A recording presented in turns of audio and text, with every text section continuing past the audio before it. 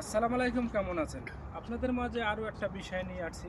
দেখেন, হ্যারিকেন কিন্তু একসময় কালে আগে চলতো প্রচুর।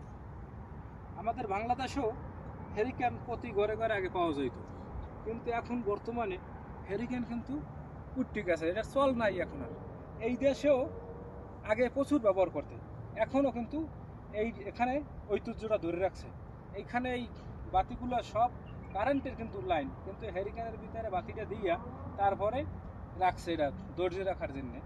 তাই এটা সৌন্দর্য, এটা সাজাইছে হ্যারিকেন দিয়ে। এটা ঘুরেই দেখেন, এটা সৌন্দর্য করে সাজানোর জন্য। আর এই গাছটা মানে বাদাম গাছ না?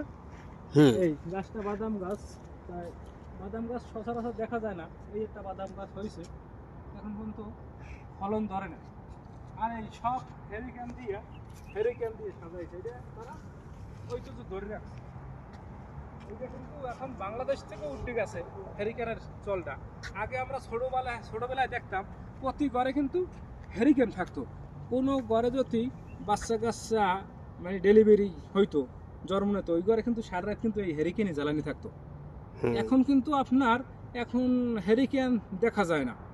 আগে হেরিকেন সব জায়গায় পাওয়া যেত, কিন্তু এখন আর দেখা যায় না।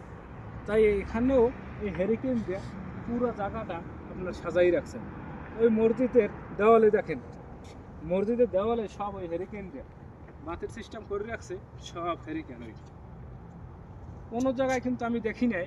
এই রিয়াদের মধ্যে এই জায়গায় দেখলাম যে হেরিকেন দিয়ে আপনার সবগুলো সাজাই রাখছে, হেরিকেনের ভিতরে কারেন্টের লাইন দিয়ে সাজাই রাখছে।